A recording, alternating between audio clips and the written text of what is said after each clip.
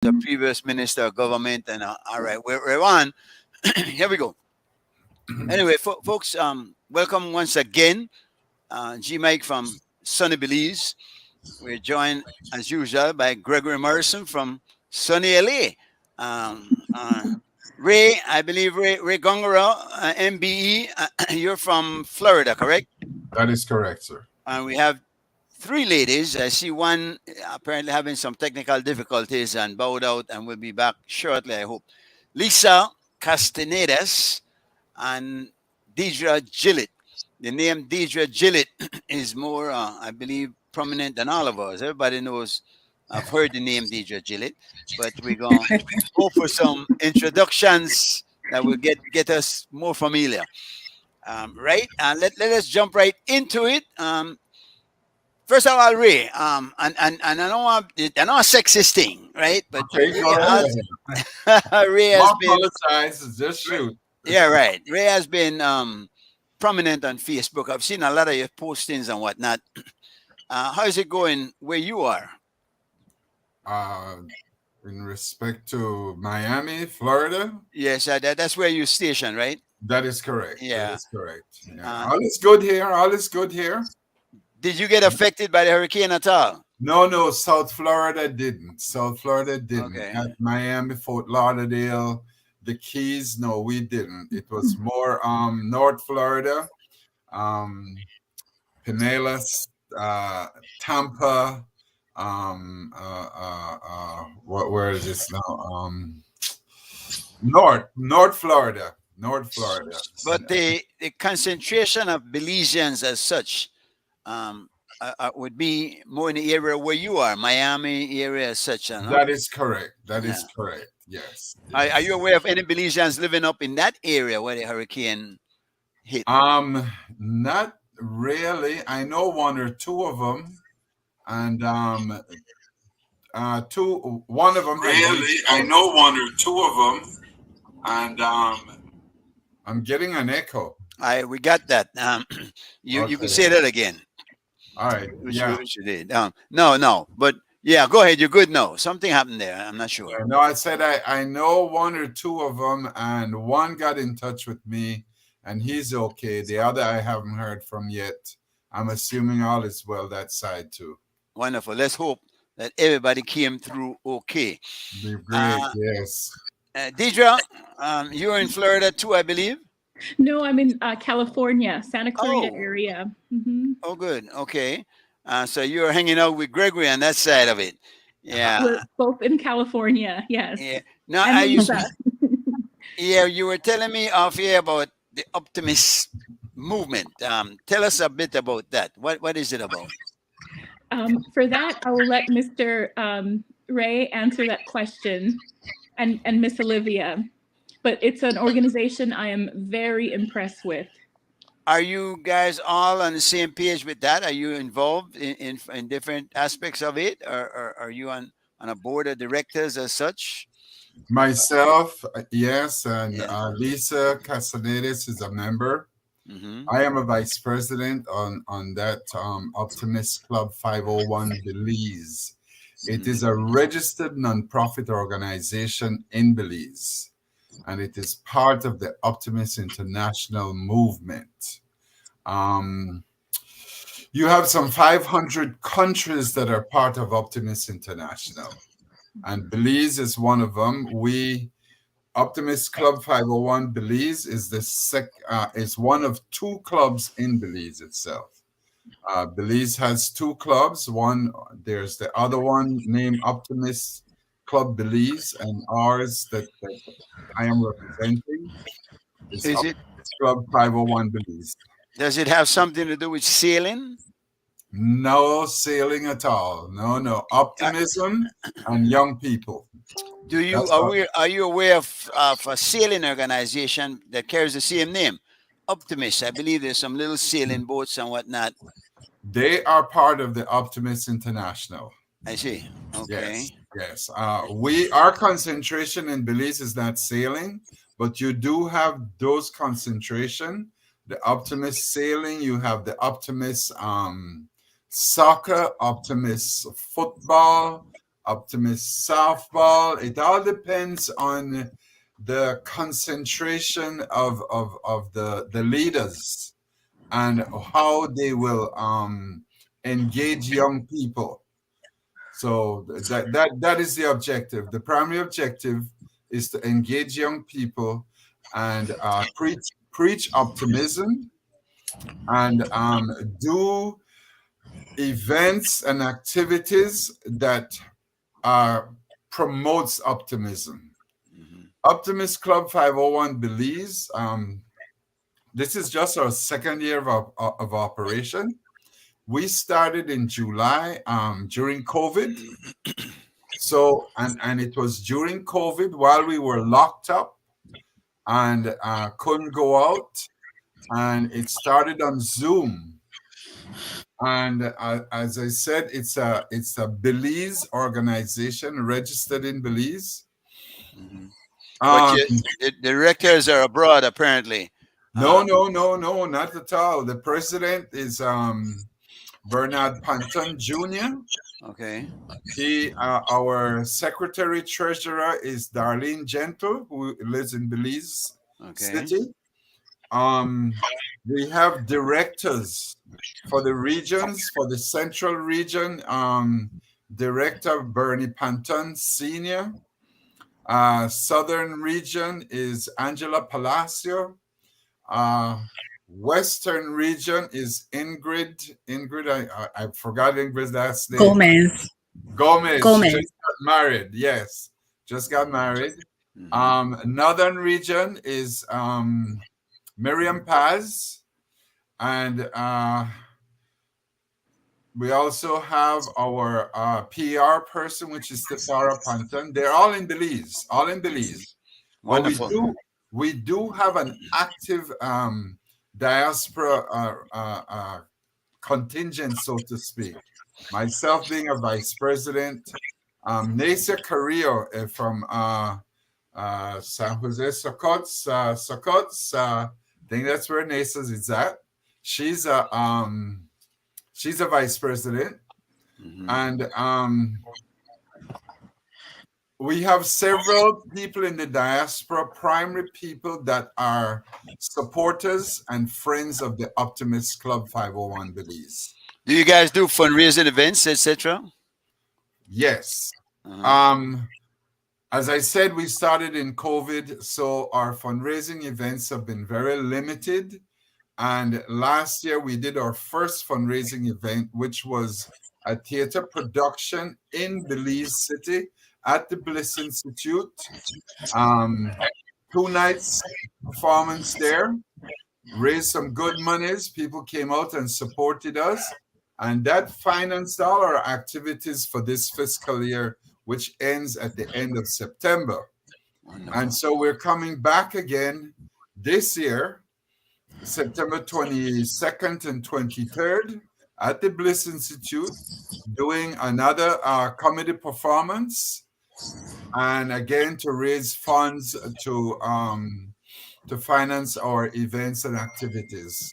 So that's our primary fundraiser.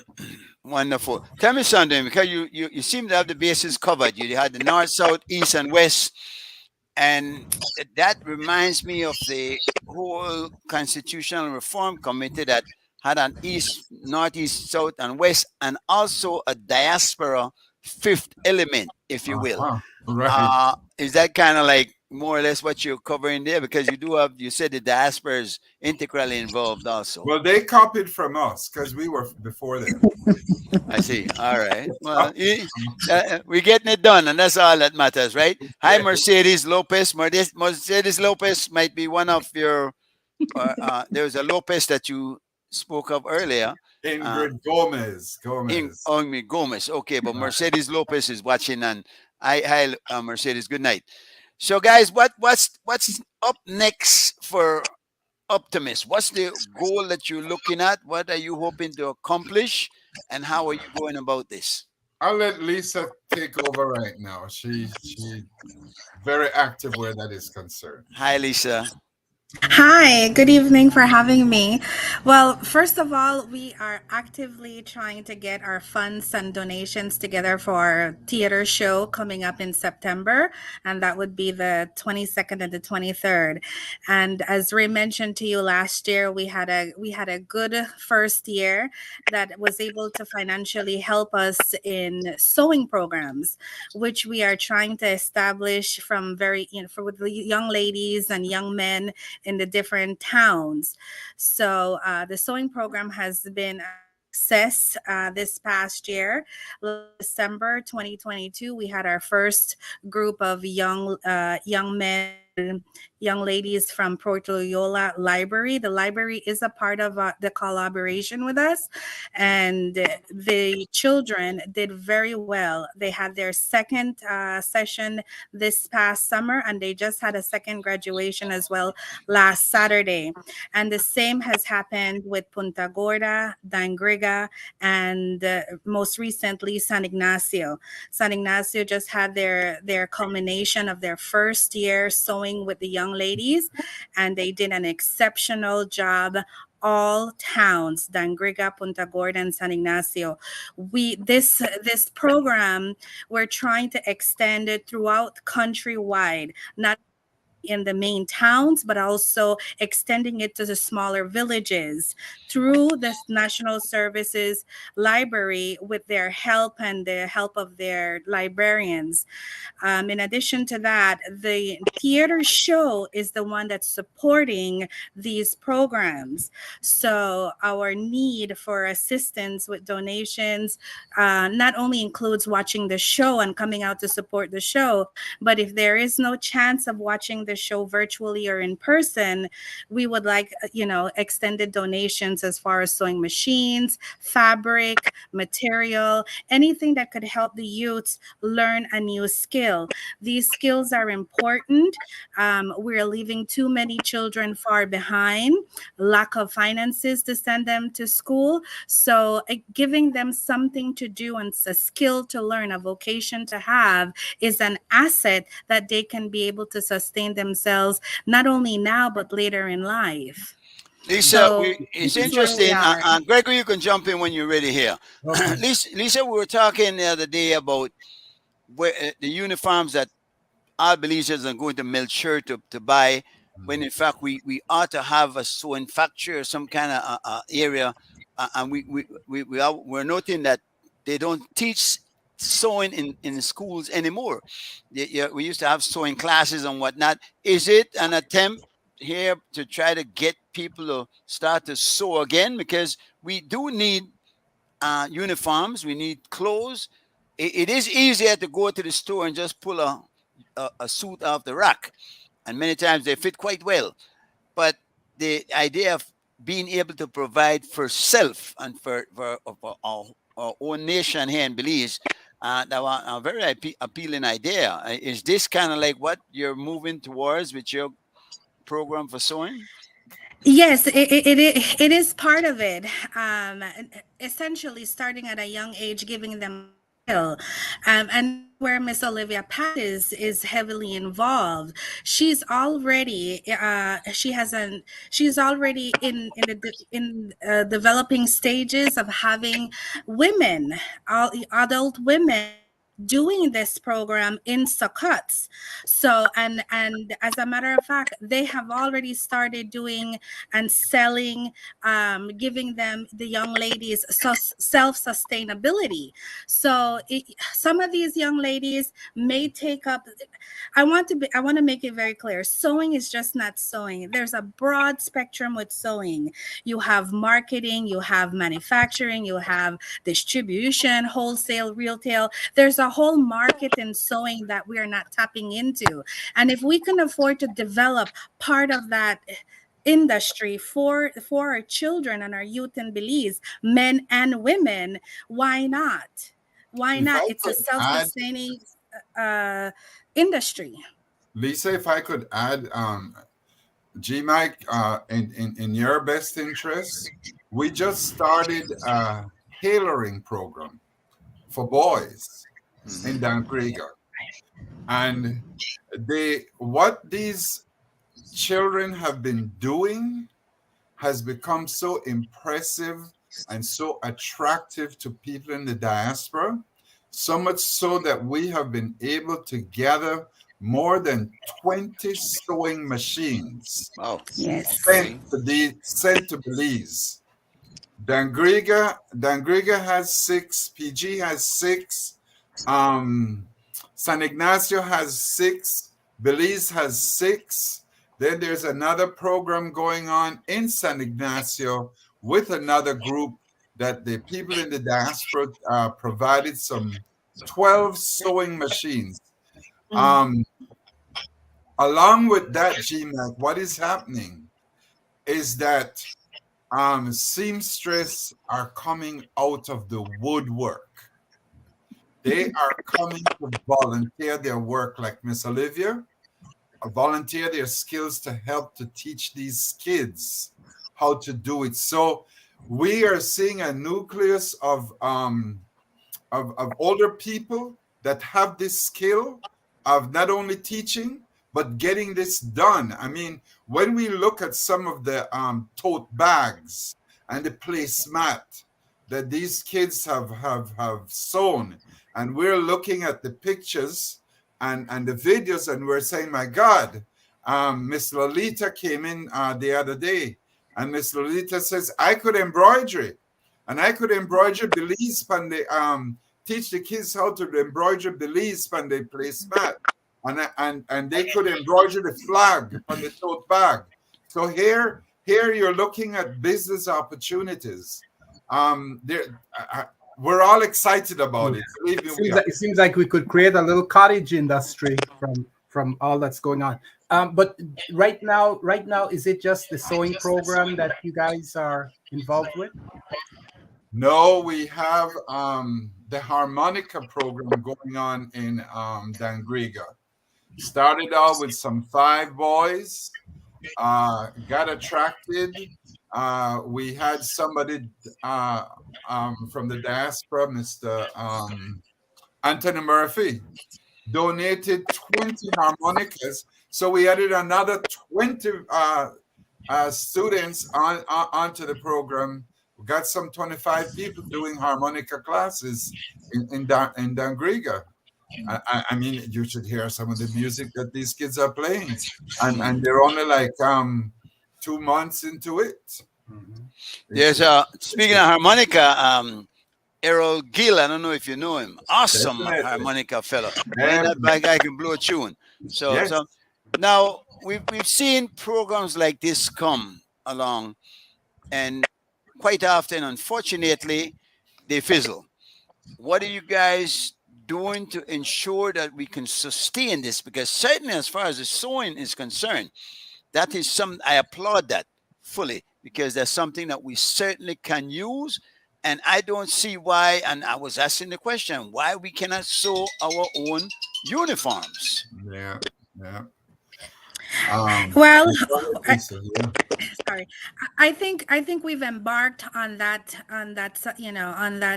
question, and giving them the basic learning skills at a young age is going to eventually, we'll see this blossom throughout the country. And with the adult women in Miss Olivia's program, you will also see more of that continue. So as far as sustaining it, we just need to have the funding to keep sustaining it, and that's where we come in. The diaspora comes in. We are trying our best to reap some of the benefits we've gotten here in the U.S. and being able to help our communities back home. Mr. Ray, we have a wonderful sponsor in the Dangriga area, Miss Bernadette Griggs. She's doing tremendous things as a professional here in America. So she's also helped us. And Mr. Anthony Murphy, he's a retired agent, comes with a plethora background, and he's always willing to help. So there's other people out there that is helping us sustain our programs, and we would love to have more people join us in this endeavor. Yeah, I don't know if this is a diaspora thing or as opposed to Belize, but I mean, Since Lisa and myself from this end is showing how we're assisting. I mean, we have Vanessa and Clay Young. We have Ernestine Augustus, Wayne Moody. All these people are pitching in and to support these activities. So as you said, your question was, is it gonna dwindle away? No, it's not. That's good.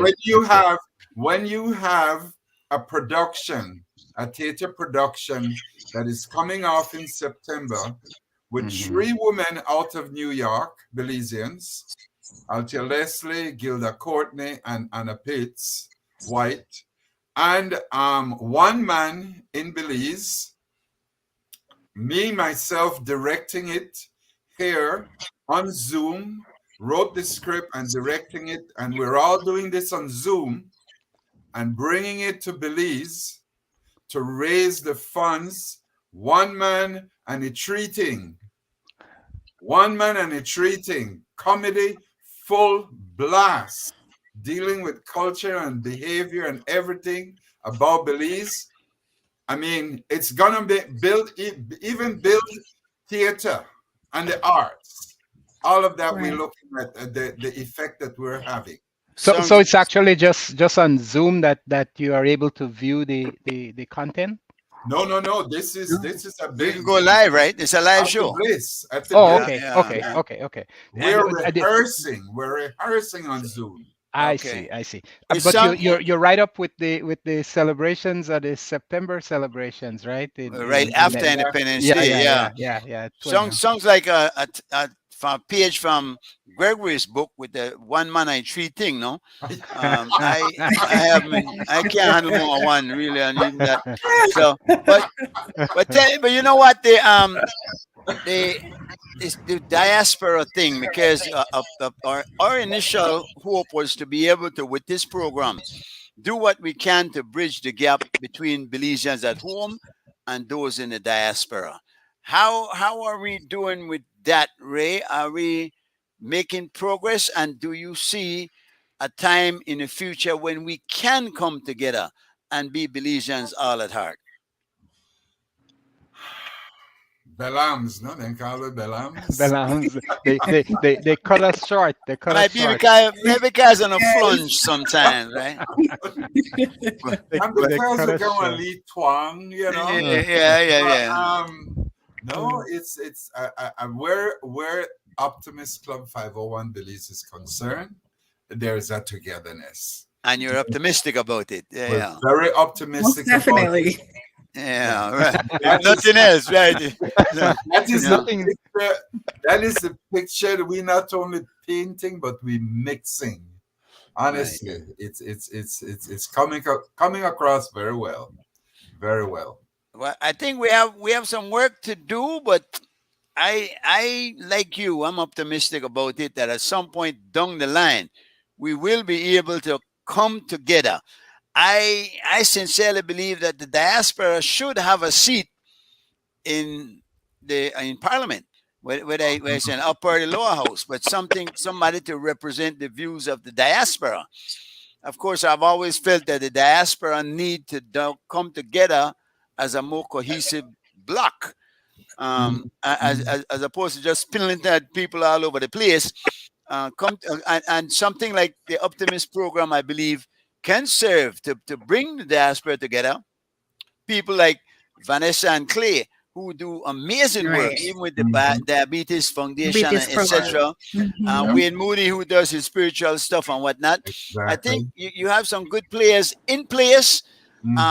And if we can put some egos aside, we can make some progress and get some things done sooner than later. Right? Yes. And we have a very good president, Bernard Panton Jr. Okay. Very good president. He's managing things real good. I mean, actually, Bernard Sr. and myself went to school together, from Holy Dima through to SJC. So I know his father well. And he's a guitar player. I've seen him in church playing songs and a lot. So that might be a part of coming. I was coming on board soon. No, any guitar lessons in harmonica is there. Harmonica Starling. Yeah, but you need not like a lead guitar to We, pling we pling will along we, with the we with the. we definitely won't leave anything short. Yeah. We're And trying, and like I that's said, could probably be our next new project, you know. Yeah. Where, yes. where's a need, you'll fill it, huh? Yeah. Where- How do Exactly. you guys attract the young people? How do you make that outreach to the young people? I know you go through the library. I think you had mentioned, but Through the library, what other methods? Facebook, Okay. you know, the popular way from word of mouth, Mhm. you know, that's how we're attracting the young people. let's hear from Deidre for a minute. I'm sorry. Go. You got something else? Go ahead, Lisa. I don't want to cut you off. Oh no, we've also set up booths at the different current events that are happening. Okay. So we have little booths that we introduce ourselves to families and let them know that that we're here and we're here to serve our community as well. So it's not only social media and word of mouth, but we are showing up at different community events within different areas and regions in the town. Are And you you're getting gonna have good a booth? response? Are you gonna have a booth at the expo, upcoming expo in Belize? No, I am. Our concentration right now is this fundraiser because this is Okay. that's where our effort is in order for we to have money. Because we're having our Get to Expo at the Charlie Burton Park, so we have booth spaces available if you got anything Okay. for there. Deidre, we have not heard from you. How are you?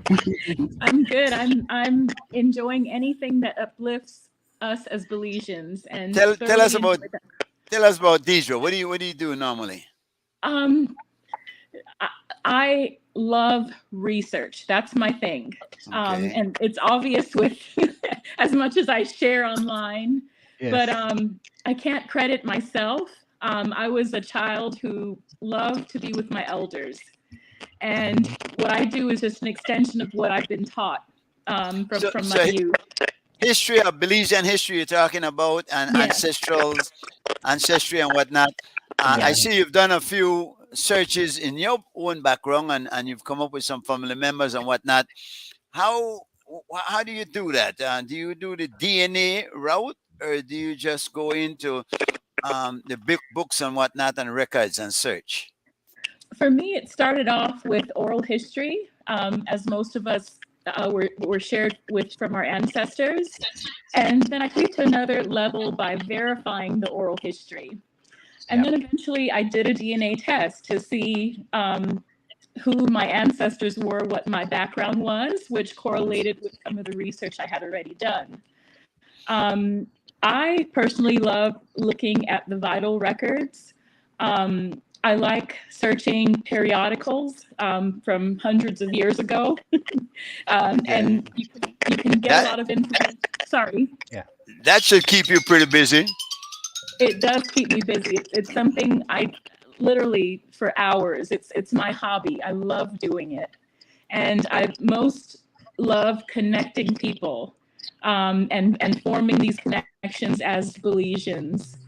And I can truly say that I believe we are all related. I think we are. When you consider the history and the demographics of Belize, that at one point it was like 3,000, and then it went to like for a very long time it stayed around 20,000. You could see that connection, and then for a lot when I was growing up, I think for a while it was like 140,000 for forever, you know. And now we're at the 400,000 mark, and so we could just go back from that and realize that it's all one big family, no matter how much we fight and fuss and do the things we do. Yeah. Well, I have a running joke with Deidre that I'm 85% related to all Belizeans, and the other 15% I'm related by marriage.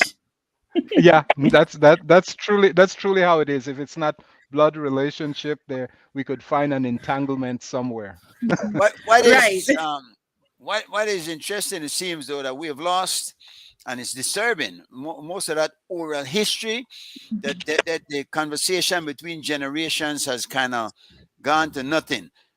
Many of the old sayings that we used to hear from our parents, one day belly full, no fat magadag, and things like that, which carry in itself its own message and stories and lessons. We don't get that anymore. Is there? Can we bring that back? Maybe the optimists can work on doing some of that. Well, I want to tell you, I want to make you feel happy, G Mike. The new Junior Optimist Club that we formed in Dangriga has partnered with CAFA, the Charles Arzu and Joseph Arzu Foundation, and they have agreed that what the members, the young members of the Junior Optimist Club will do is to go out and speak to the elders and collect the stories that they have and want to share. Wow. So yes, oral history, we are there already. I mean, it's just happening, bro.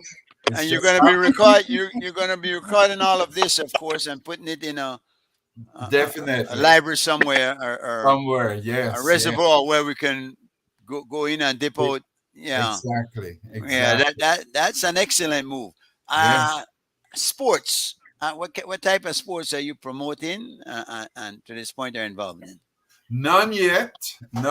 I was in Belize in June, and it's a personal thing that I did was to, through recommendation from Wayne Moody, I had a contact with Footy, Raymond Gongora Footy. And he has a program that is going on. When I go back to Belize in this month in September for the production, I will be sitting down with him and seeing how we can support that program that he has already in existence. We do have Miss Wanda Garcia Mena out of Los Angeles, and she goes home every year and she conducts, with the support of Optimist 501 Belize, the summer program in that she does in Dangriga. We reached out to Mr. Leslie from the National Basketball Federation. We did a big campaign out here when he came over as president. Big campaign out here to help with that under 16 competition that they were supposed to attend. OC 501 Belize helped them a lot with maybe just a copper, like $1,000, $2,000 there, about a copper to the big amount they wanted. But that's where we wanted the kids to know that we support them. Apart from the same name that you share with the Ray Gongora, any relations? I don't want a thief cousin like how Miss Deetra said. There's a way I have to go to Deetra for that now. Deetra will hook you up. Deetra will find that link. But Deetra could help with that, yes. Yeah. But you have to go. She'll show you how to link it. But I know Footy has been involved for a while. Yeah. And he works. In fact, he was being touted recently as taking over for this guy William Dawson that had died, that was instrumental in trying to bring the gangs together and working. So I don't know how that is, because I haven't heard from him recently or seen any stories about it. But certainly that's something that he needs and could use your help for real. Definitely. Yeah, we need to pick it up and expose it, definitely, because he's doing some good work. Yeah, let me say the diaspora has been doing wonderful work, because without the diaspora, we would be in a lot of trouble. Unfortunately, we have not been able to bring it all together. And I don't know. I really think that they're mostly egos, right? Where there's, I believe there are a few people in the diaspora that has aspirations for high office, but of course the Constitution prevents it. Right. Now, you've heard the talk of the constitutional reform? I'm a member of Zone 5. Oh, good. Yes. So, what do you just off the top of your head? What are some of the things that you're looking at changing, or you think should be changed in the Constitution? Well, as a member of Zone 5, being a commissioner on Zone 5, we're not making any recommendations or suggestions. You know, we're putting it out there that, listen, the government for the first time, the government of Belize for the first time is giving us the opportunity to have a voice. And for God's sake, let's take the opportunity. Look at the Constitution and let us know. It's your voice. Let us know, what is it that you see that you want to change? So as a member of Zone 5, that's what we're doing. We're pushing that. It's interesting. It's interesting because we made the point that you can't know what you want to change unless you know what you have. And it is proven that 98% of the Belizean population at home and abroad have never even opened the Constitution. So a big part of it will have to be the education. Well, you see, G. Mike, the school that you, Mr. Morrison, Mr. Young would have come from, is I tell people, listen, when we met at a school, we used to go on book when how we are governed. Exactly.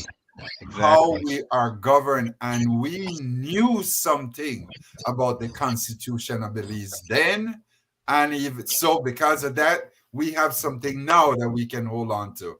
But yes, then we had it. Yeah, well, you might be younger than me because I went before independence when we didn't have a constitution, but certainly we had civics. So, yeah, but we had we had that little book that Ray mentioned, how we were governed. I think it was like a little 64 pages book. That's correct. That's right. And stapled together. Yeah, stapled together in the center. Done by government printers. Yeah, but we really have to do all that we can.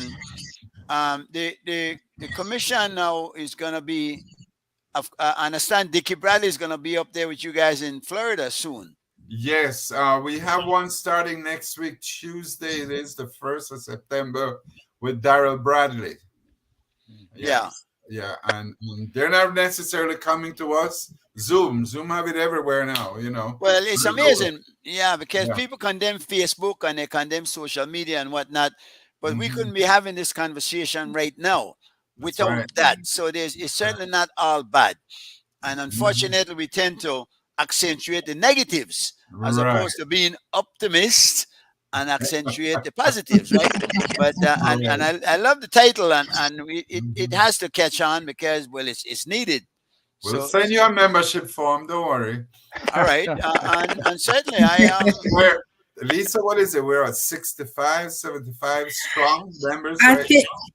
I think we're 7. I thought it was 76 last we counted. Okay, yeah. 76 Careful how you get members. Come man like Gregory and come in and take over the whole thing. All of a sudden, in the lead.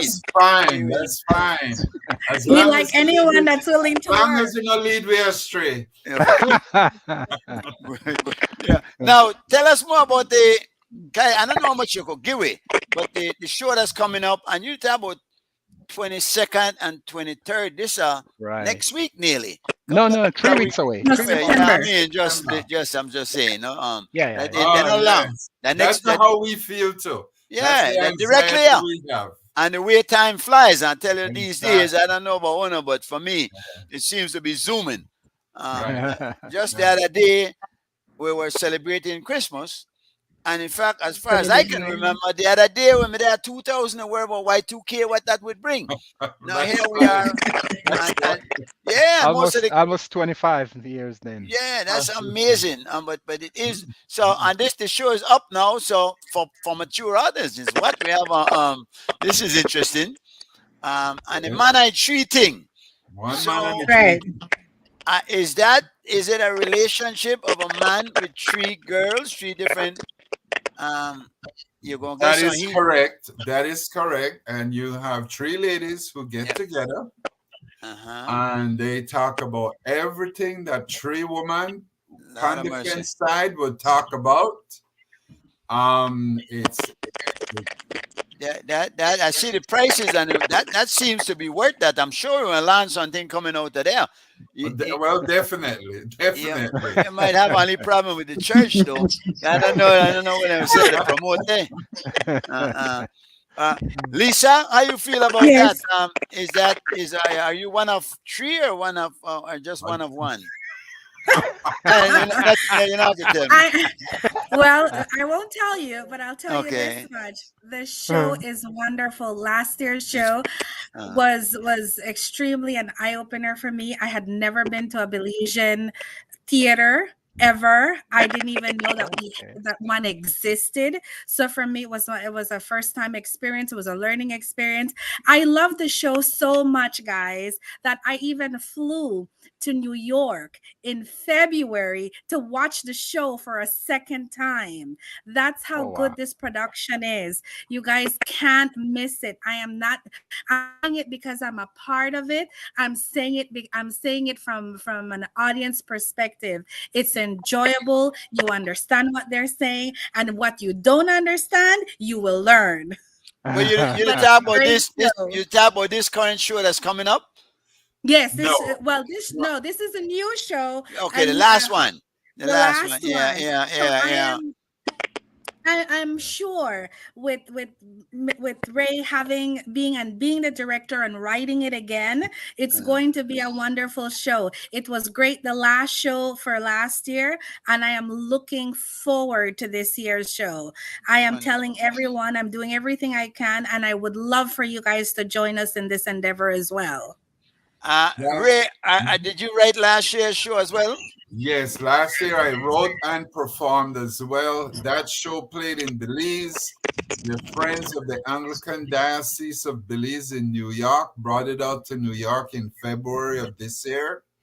The Chicago Association of Belize is already contacting me, wanting to bring that show that we did last year to Chicago. Then they hear about this show this year, and now they're waiting to see which one they want.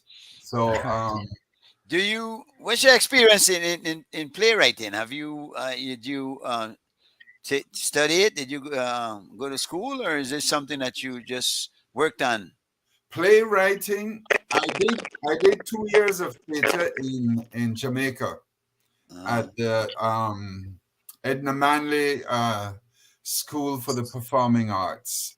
And I did directing and acting of plays in Belize in the 70s and 80s, along with Beverly Smith, Hippolyta Bautista, myself, Althea Leslie, Dwight Neal, Philip Waite. We performed popularly at the Bliss, and what we used to do is a whole heap of improvisation. And I think I saw you once out here in California some time ago, many years ago. You came to California. Ono too, make we too. Me and Beverly Yes, Smith. yes, That yes. was Yes. that was a big deal.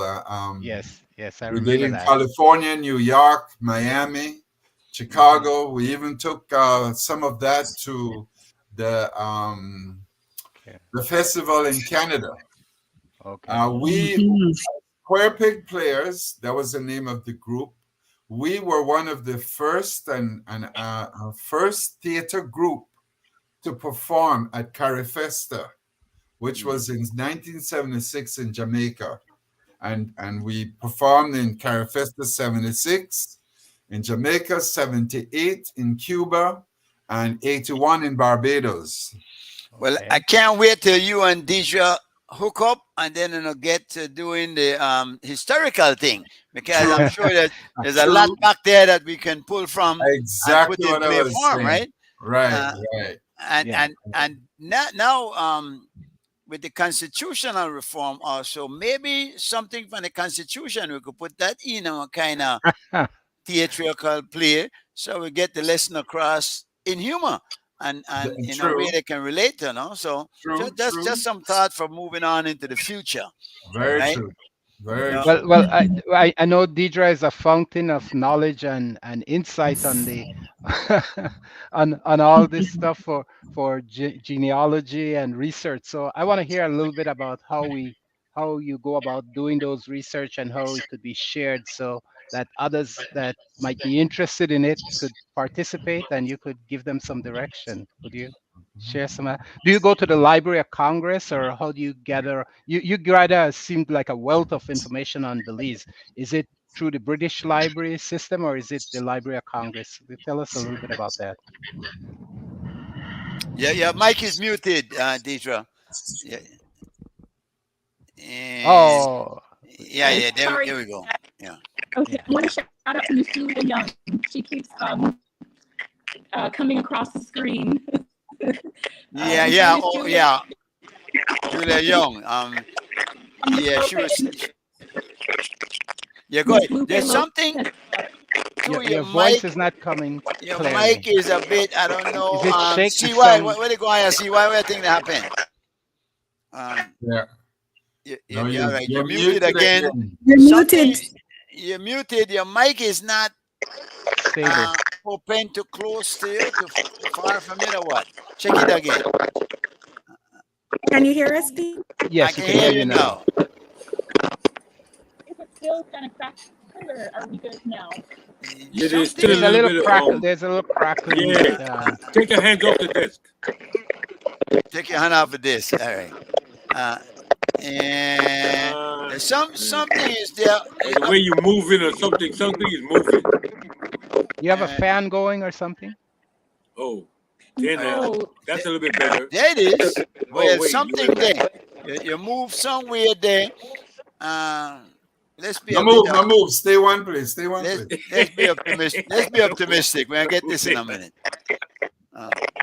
Let's try it. Say hi. you know, it's my signal too is low, so Okay. We could hear you now. You're coming through now. okay. Oh, that could be it. Yeah, That could be it. Deidre. Where are you, Deidre? In what state? She's in I'm in California. California. California too. Palm All right. Dale I think area. it was Lisa. You were in California too. I am. Oh no, California connection, man. Thank goodness for Ray. Ray is up in the Florida Panhandle. Ray always brings people together. Yeah. Something with it gets on signal there. We're not all right. Now it go and come. We're good now. Are you guys hearing me well? Yes. Yeah, I we hear hear Hear you? All right, so I'm hearing you, Ray. I'm hearing you. So Deidre popped off. She's gonna go out and come back in. Right. Okay. Yeah. You know, I wanted to mention a little bit of politics though, but it's not Belize politics solely. It's Guatemalan politics because we just had a new president elect for Guatemala, Mm. right? Bernardo Arevalo, I think you'd probably say his name. He got elected on the 29th, or they confirmed the ballot and the election. I think he takes office in like sometime in January or so of next year. So he comes from a tradition. I think his father was previously a president, and back in the 1950s, I think his dad was president, and I think his name was Juan Jose Arevalo. So Okay. Now, how do you feel about the lady Sandra Torres? Was it? yes. How you think, was it a good thing that she lost, or would have been better had she won? Well, as far as the relations. Well, I think they said she had some relationships with Belize, right? She has her sister is Nara Garcia. Yeah. She has some who is relationship with basically um, Johnny the Brasino's right hand man. No, right some right people hand suggest woman. that he has more. She's has a big hand in the running of Belize, and her Hmm. sister would have been then Yeah, president of president. Guatemala. Would that Yeah. have imperiled our chances, or maybe made Well, our I think chances better I of don't settlement? I think it'd have in Pearl. I don't like it so close, but I Yeah, rather a little bit of transparency between those kind of actions and decisions and stuff. Too much could happen that would not involve the people of Belize in transparency. In my opinion, I don't know what others' take is on it, but I do think she would have been a lot more conservative and more to what the oligarch in Guatemala generally goes for. This Bernardo came out of the blue. I think they even tried to block him at some point um, from running or from being fully involved, but the courts had ruled and gave him the pathway to move ahead into the final round where he won. So I understand he um, ran on an anti-corruption platform, yes, which is yeah. always a good thing, no? Uh, They all Ray, run on that. They never tell you they're gonna be they all corrupt, do, right? they all do. Ray, what was your view on going to the ICJ? Oh, it's so long now, but it's still there, you know. um, I thought it was a good thing. I thought it Okay. was a good thing. Yeah, I think it's necessary actually. Yes, yes, yeah. Not everybody thought that way, but then such is life. Now we have different people with different views. Sam Jed is saying Mr. Morrison, he was the first Guatemala progressive that the U.S. Yes, government had a hand in overthrowing. That's talking yes. about his father, I That's believe. about his father. Yes, the U.S. So, government was involved in the overthrow so of his and put in Orbina, I think was the which guy that usually tells you that the man was doing something right. Normally, when the exactly. U.S. go in there and want to overthrow, in Yeah. particular in Guatemala, when they have that United Fruit Company had such a grip in at Yes. that time. You know, there was a Mhm. Guatemalan president that actually acknowledged Belize, right? That Yes, and I believe Serrano in '93. and they took care of him very quickly. Shortly after, but they took the case to the Guatemalan Supreme Court to see if indeed he had the authority to do it, and the court said yes, he did have the authority to do it. So I think that we have on our side, and that we should take along with us to court and say, look, this man already, uh, um, you know, Mhm. gave us a stamp of approval and whatnot. What are we But still? it's constitutional that you can't do anything unless they revise the Well, constitution. every The claim constitution the can be claim revised. Yeah. of course. But I'm So saying the claim no one president could make a decision based on the way their well, constitution is structured. I don't know because we look on things now like when they wonder if they have the authority to do so, and yes, they do. The Supreme Court said he did have the authority to do so, and as the president, I mean, hey, you are the president. To recognize us for independence and stuff was different than to remove the claim. I think that was the issue, whether the claim whether he could remove the claim. I think that was part of the Yeah, issue. I guess. But we have our expert here on all this kind of stuff. Deidre knows some of this stuff. Deidre, what's going on with the Guatemala thing, girl? You back? I'm back. You sound better, yeah. Is it a little better? Yeah. You know, my history is in the past. Treaties that were signed, different players with our territory claims. And I've shared this within the group. I don't want to be too political with my opinion, but I like to provide information for people to come to their own conclusions. Okay. So That you guys said, because I was okay. Political as you know, song PUP or UDP. she know what song? That's all right. You don't have to tell us. She don't want to sound like you, Mike. Right. Song like the PUP. mic. Song like the mic. Which gives a good balance since you're a UDP. So and then Ray now could help us. No, we're not dealing with that here. Unfortunately, Ray, you looking from afar can see that division, though you don't have it. You don't have too far to look because you got the Republicans and Democrats in the U.S. that's basically along the same ideological dividing line. But in Belize, do you see us coming together as we see now what happened with the leader of the opposition, Shine Barrow, which before we go anywhere, you could tell me, what do you think about Shine? Do you think he'll make a good leader for this country? You want to know how I vote? Look No, because I can tell you how I vote, and I can tell you that I don't got a problem with Shine as such. I mean, I listen to him. Hey, Mike, I tell people, I said, look what America did, what we did. We voted Trump in. You know, is that a good thing? I'm not comparing Trump to anybody in Belize, but I'm trying to say that people will do what they want to do where politics is concerned. And if I'm not there, all I have is a vote.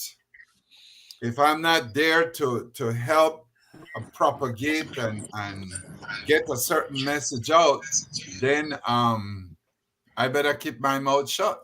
Well, hold on. That's how I feel. You're going to be all right. Look what the cat just dragged in.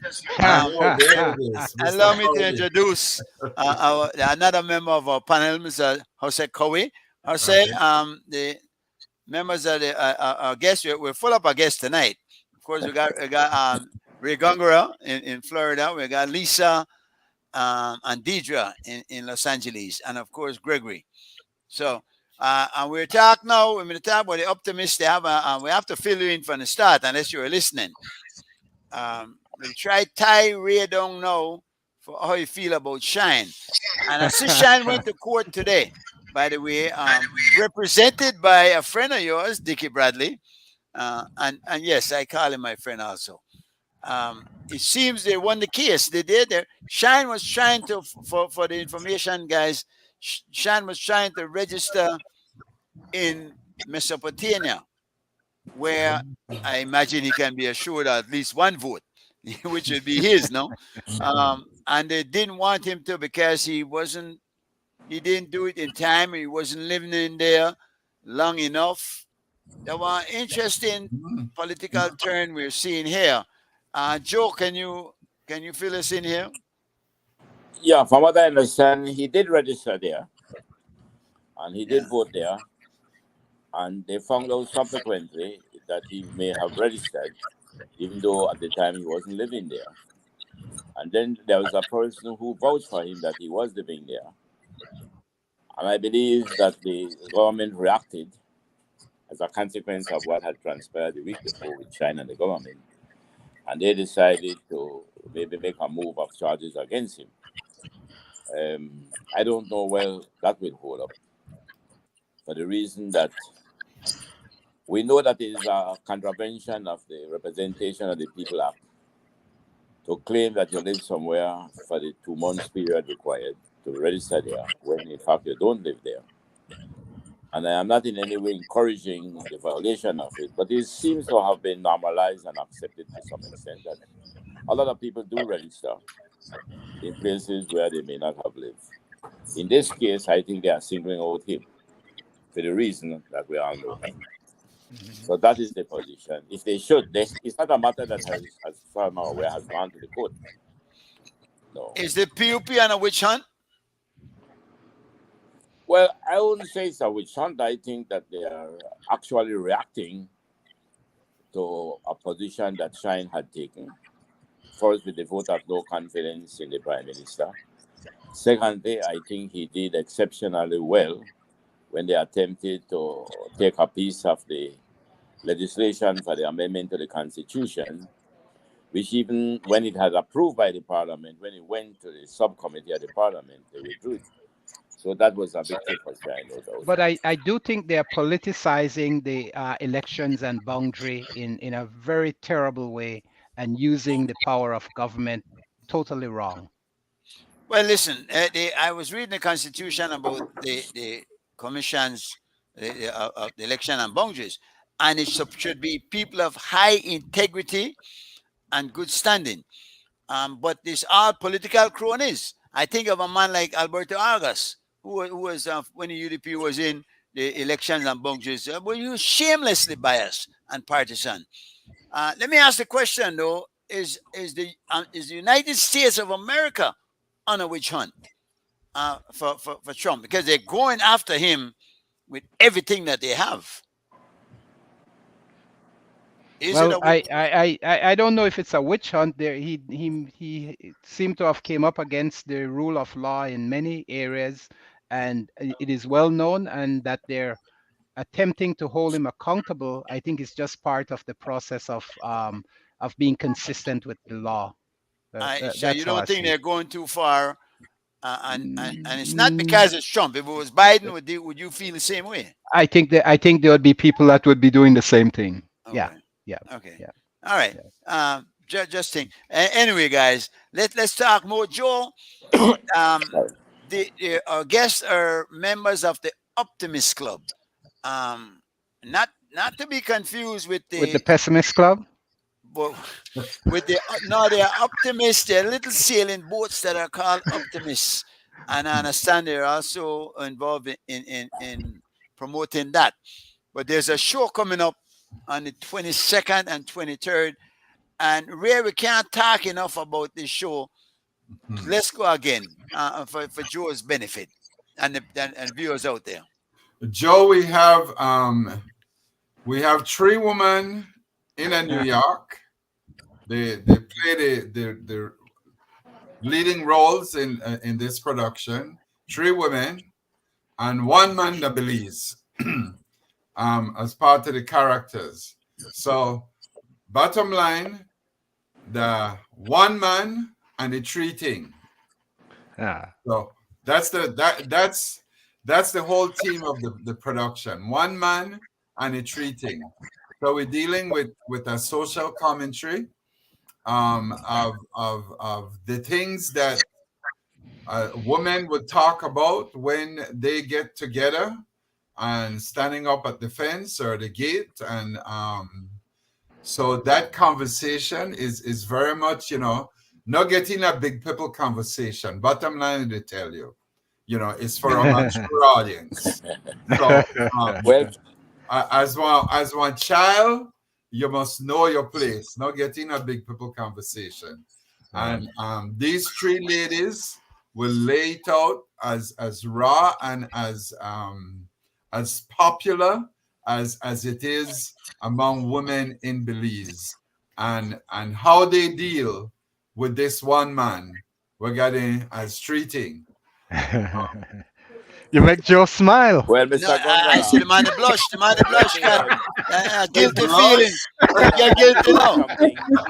If anybody know about 3 things, I believe that the person I'm looking at, Ray Gongara, is the same prolific person that we have all known in the performing arts industry. And I must give you the credit. To my mind, it seems to me that you are an icon in that industry. You have excelled from what I understand. You did thank you, sir. Thank you. Well, obviously, it's not new to it. And you put your words together so well, it tells me that why you have it still. we want you to come to the show. We want you to come to the show. We're gonna have to go to the show.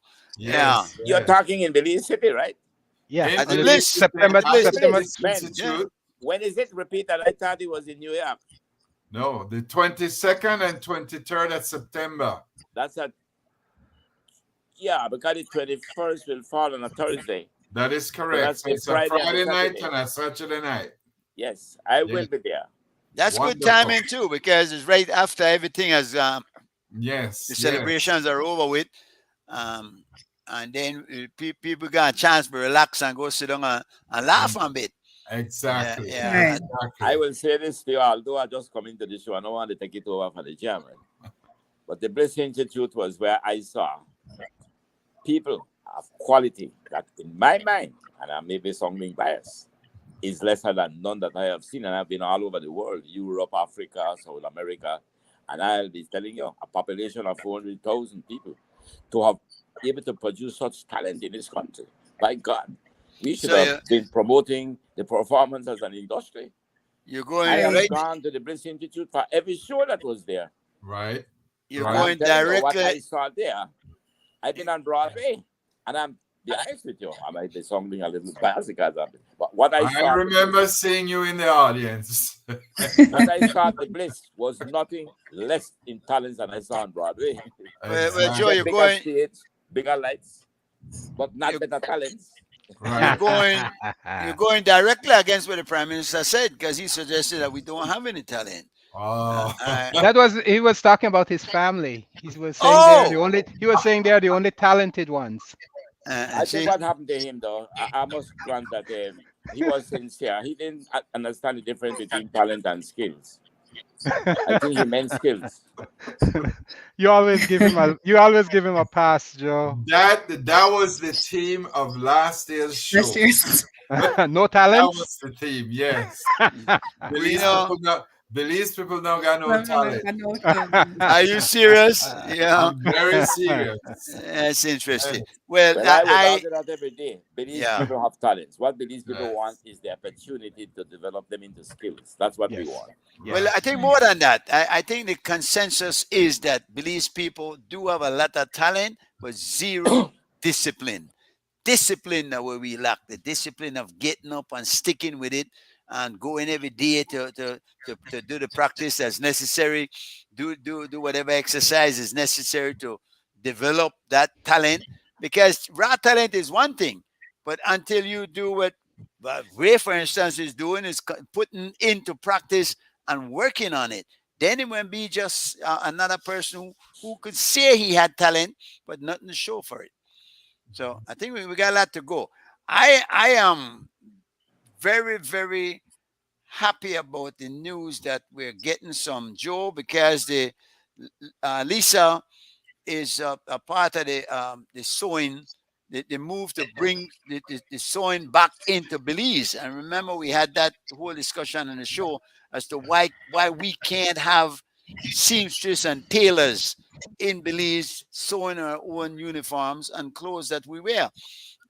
They are providing machines actually to people in Belize and lessons to young people to teach them how to sew. And I think that is really what we're saying is necessary. It seems to be but what is being done already. And so congrats on that, Lisa.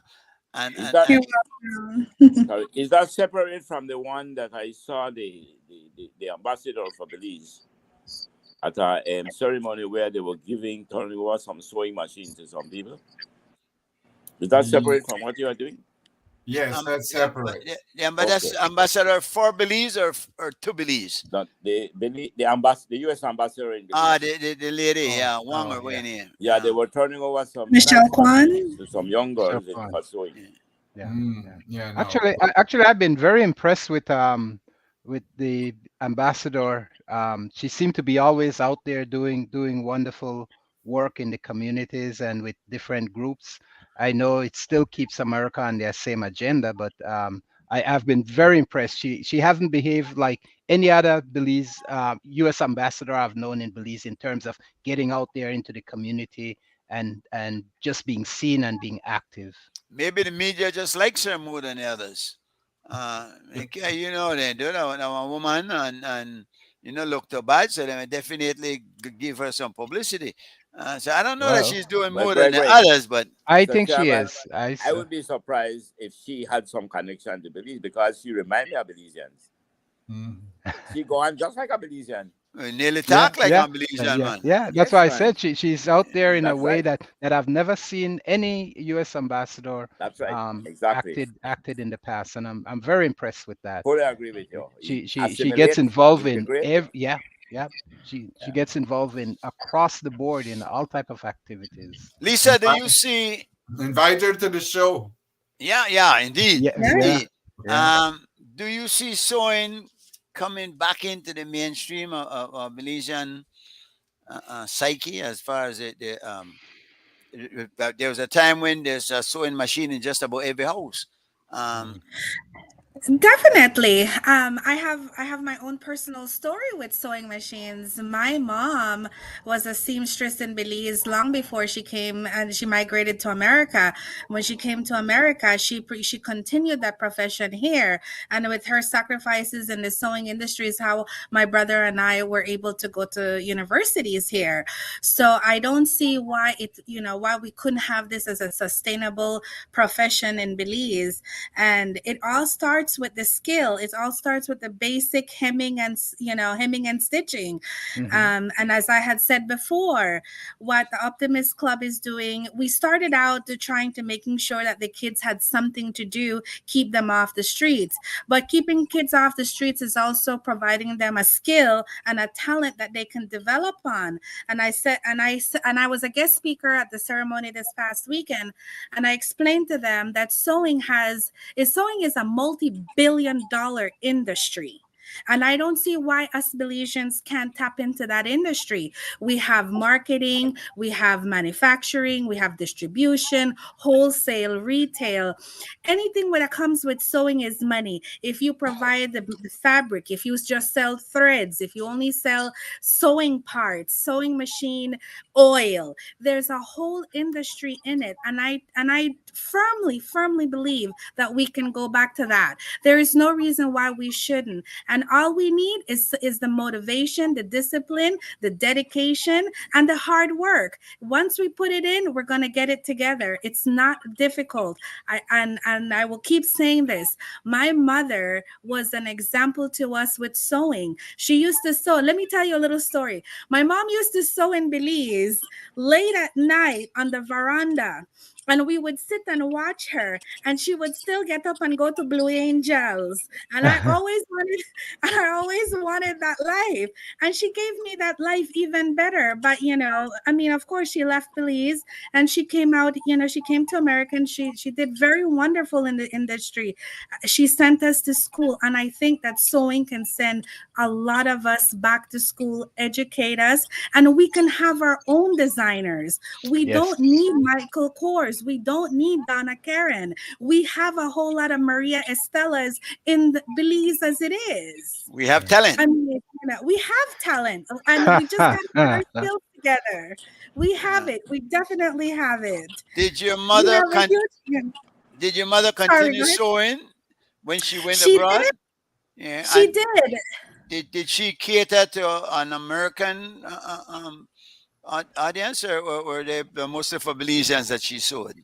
She continued sewing for the local Belizeans who still believe that, they wanted to see her make dresses for them and for special events.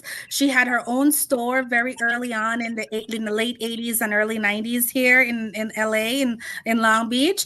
And when things got kind of rocky with the whole immigration thing, she found herself looking, oh gosh, I got to find something else to do. So she went downtown and she started working in the garment industry, and she started working for a group of well-known Korean designers. And again, she stood amongst them and she developed her skills. She became a pattern maker. She started out as a sample maker, a pattern maker, and then she opened a second store where she was designing and making her own line of plus size women undergarments. Really nice lacy stuff, and that's how I fell in love with lingerie. Yeah. Oh, you're in love with lingerie, all right? Yeah. That's the theme for the next show. Lacy like the one they used to sell Augusta Kwan. Yes. With the different colors, right? Yeah. You're giving us. My mom always used to say, "There's nothing that a thread couldn't make pretty." No, Joe. Are you living in Belize? No, she lives in LA now. But if you decide to come to Belize to promote sewing, I would ask you. I'm offering myself to have the discussion with you about it. Sure, definitely. My wife, sister, was one of the best seamstresses in Belize.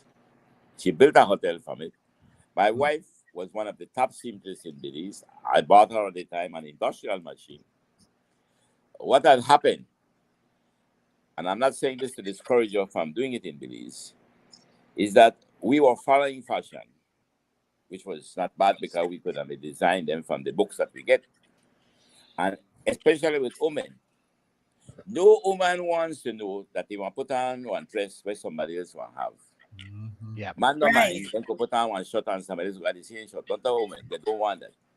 No. So they made good money from it because we were following fashion, but we were designing it at home from the same one over there.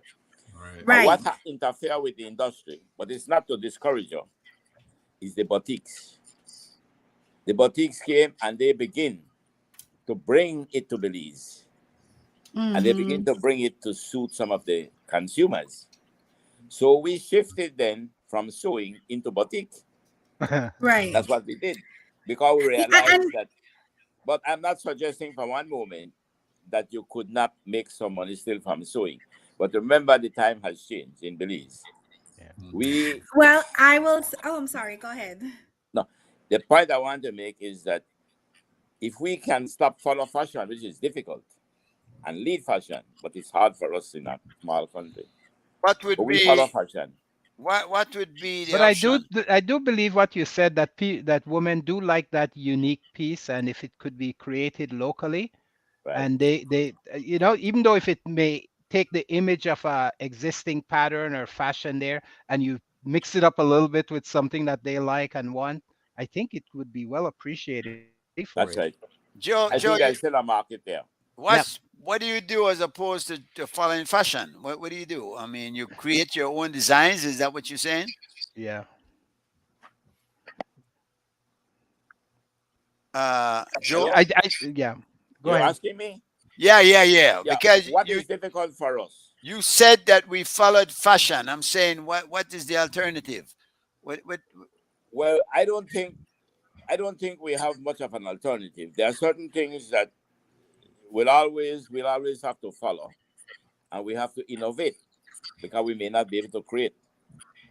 But what I'm sensing, when we used to bring some clothes from America, shirts and so, I saw my wife was showing shirts for me that when I go to the New Year's dance and so, everybody wants a shirt like that. But that design she did was not original. She picked it up from what was there already. Because for Belize, they would be satisfied to know that they're having something when nobody else have, especially with women. Yeah. So I said to her recently, I said, would you go back to sewing? Well, of course she's not because she's managing, the other business. I said, but do you think it's still worth the while to go into sewing? He said, yes. Yeah. He said, she think we can still do it. He said, because women will continue to want, all we have to do is that we have to accept that we will be sewing what is out there already. Yeah. But one woman will feel contented to know that what they have on, nobody else got. I mean, we have to look at, normally when they buy things, it's going to be, the stores will buy 25 of the same thing, different That's size or same size. And That's so it does create that situation where there'll be, you could end up at the same place with some 3 or 4 people wearing the same thing you have Well, on. the So- answer might be, and I see CY showing a few of his creations there, and the answer might be uniforms, because we can sew. There's a market for uniforms. I've said it before. We have police, Coast Guard, BDF. We got all the schools. We got social security workers. We got sanitation workers. All the businesses. Everybody uses uniforms. Mhm. We have to go to Melchor and buy all those uniforms. And they were crying the other day about this foreign exchange. The money is going to Guatemala as opposed to staying in Belize. And it's right. Why can't we sew our own uniforms? And while it's not, you have a big market like, say, the Dickies, which Williamson Industries had when they were here. Certainly, we have a big enough market to make it sustainable. That where we have people who can sew and make enough money to live a good life. Like you said, your mother sewed and did well for a while. So can we do it on just uniforms, or do we really have to branch out? I think it will be not. I think if you develop it in uniforms and stuff, and you are able to establish a market there, I think it'll just be a natural outbreak that you will be able to do it in unique fashion type of wares also. You know. And of course, I believe that one of the reasons why we have to settle this Guatemala issue, because of one big population over there where we could. I know they have their own sewing things and whatnot, but there's certainly a market we can tap into if we can only develop good relations with them as neighbors as opposed to rivals. I would suggest, Mr. Chairman, that whereas there is a potential for a niche market in uniform in Belize, we will not be able to compete unless the government put on quantitative restrictions or taxes to keep out the foreign one, because we can't compete with Guatemala. Yeah. Their price will, their supply purchasing, their purchasing power will always be a niche market that the government will have to protect.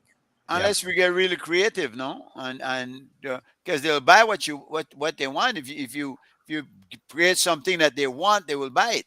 So who knows? I mean, the possibilities are endless. Well, you have to create a uniform where you don't need a worker to put on. You just work. The uniform does the work.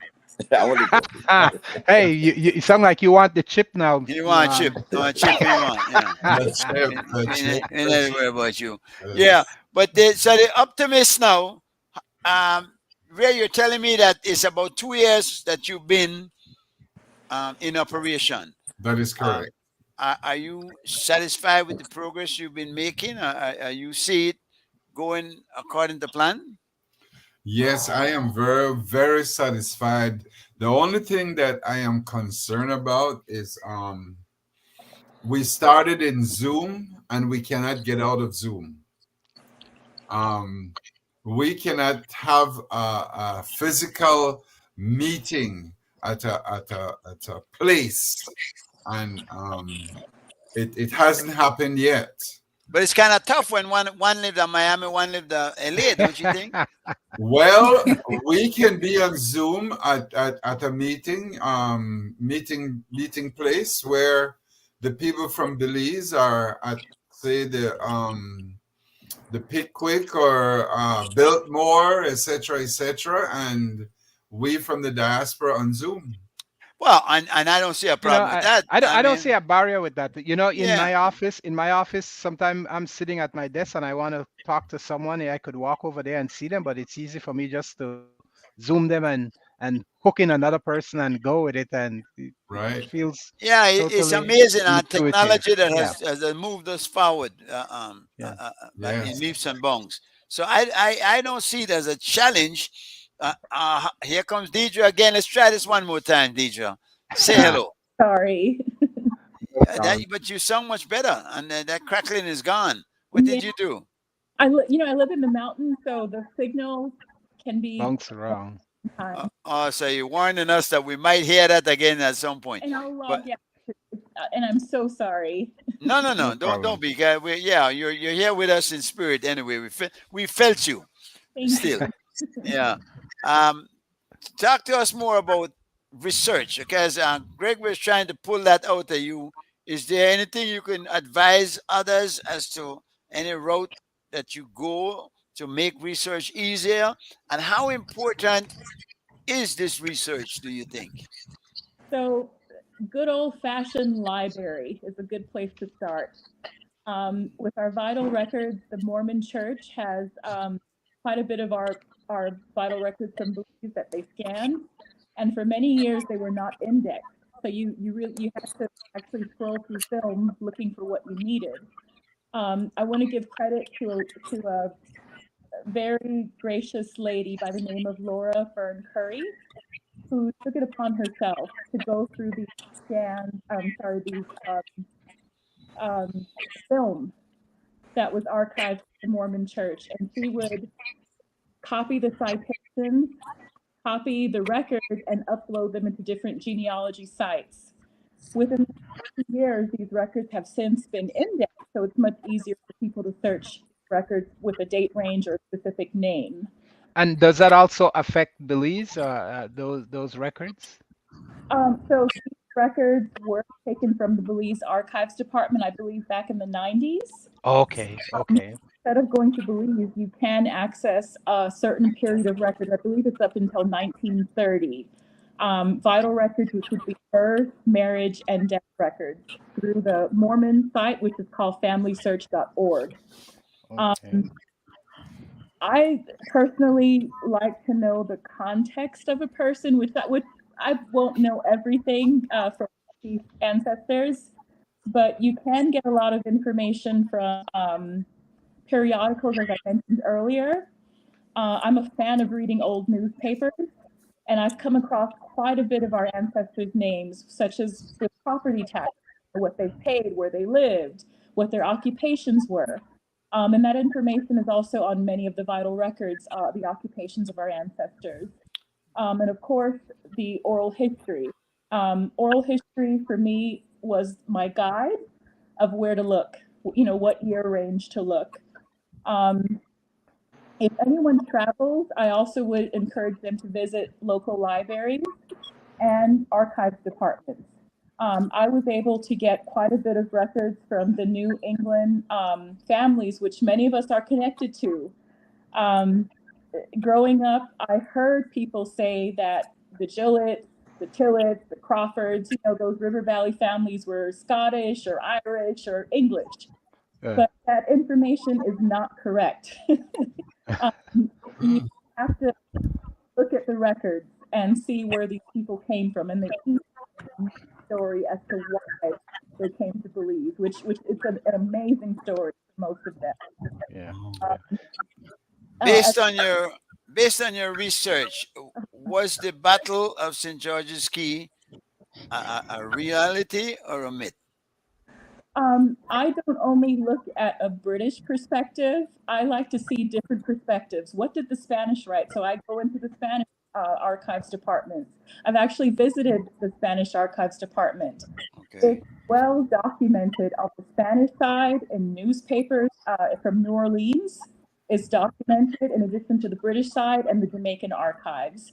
So with that information, I wasn't physically there, but just seeing these accounts being in sync with their information, that tells me that yes, so you're pretty convinced that there was something did occur. Yeah. The Spanish is admitting that something occurred. Yeah.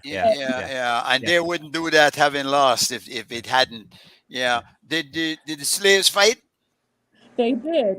There are records archived in Jamaica. What many people don't understand is the dynamic of the Baymen. A lot of people have this idea that the British was controlling the settlement of Belize, which was not true. Yeah. It was controlled by Baymen, who were mostly wealthy merchants, and most of them had houses abroad, either in the New England colonies or in England. And they used their slaves to do a lot of the heavy work or the laborious work. These Baymen were their vessels. Conducting business on the water. So a lot of the slaves were independent, but they were in constant fear because if they dared to flee, there were repercussions for that, which was very if you looking at our national anthem, though, and you speak of Baymen as what the Baymans were, but the Baymans being our ancestors I would have figured it was anybody who lived by the bay, which was master and slave alike, because we all lived by the bay, even the Indians and whatnot that were here, the indigenous people. So when you speak of Baymen, though, you're referring to the English slave masters, the pirates that settled Belize, or just anybody that was here? So the content of Baymen from various documents, Belize is made up of many groups of people, as we know, but the Baymen specifically were the people who were inhabiting the Bay of Honduras, which is how Belize is referred to. Then you had shoremen who came from the Mosquito Shore in 1787. It's estimated that the settlement of Belize prior to 1787 was between 400 and 700 people, including slaves, mostly slaves. Some 2,207 people came from the Mosquito Shore. And those last names are pretty much what make up the Creole and River Valley families of Belize today. So a lot of us have mosquito or Mesquite heritage, indigenous and also African heritage from the Mosquito Shore. And some of these records are very specific in labeling who these people were, using words such as colored or musky. Very few of these evacuees were white. Yeah. So with that being said, that it just dispels, I've dug so much to realize why so many people will constantly only praise the European side of their ancestry. And my mission is to expose who we really are. Where did we come from? And pretty much that's the gist of my research. I've also, I spoke of my great-grandmother, the people who mentored me, and they silently suffered because of prejudice, because of a system that was set to oppress someone who was a darker complexion. That's what we came from, but the system was set up in a way where people who could pass for white or were more closer to European, they were treated different. They were treated better. And as a child, it always broke my heart listening to those stories. But my ancestors, they didn't complain, but I was smart enough as a child to feel the pain that they endured. Yeah. And in a way, the research is to honor them, their stories, but also unite people. I know you're writing a book, Deidre. Would you tell us a little bit about what that book will be? And I know you said that it's going to be out sometime later on this year or early next year. It was supposed to be released this month, but there's legal things I'm straightening out with my attorney and publisher. So I don't have a release date yet until those things are worked out. But the book is entitled Where We Came, and essentially it's a connection to the Mosquito Shore. I can't take full credit. This is our ancestors who have shared oral history with me. Most of us have come from a grandmother or a great grandmother where you just mention a last name and they could read off a family tree. And I was always blown away by that. So I want to share what was shared with me and what we know now. I want to make sure the youth know their history and where we come from.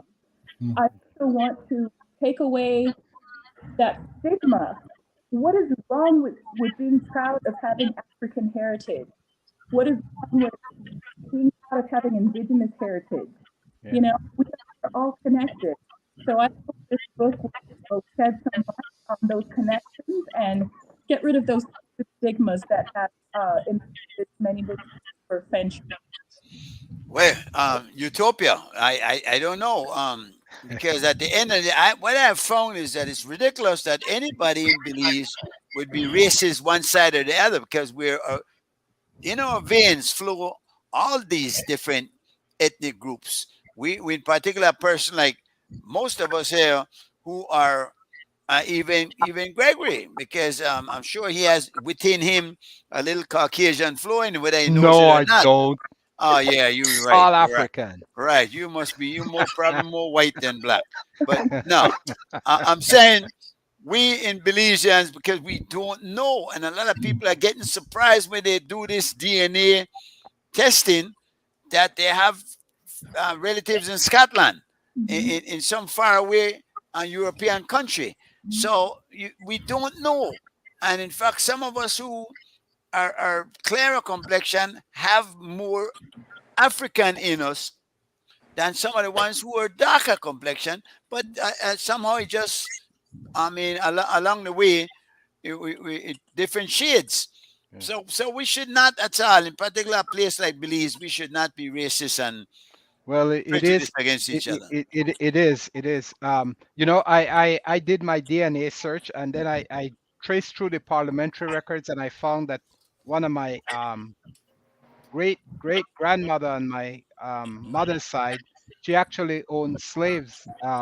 But you know, the condition of owning slaves, sometimes they say they were inherited, or they were family members that other people that had money took under their wings so that they could control their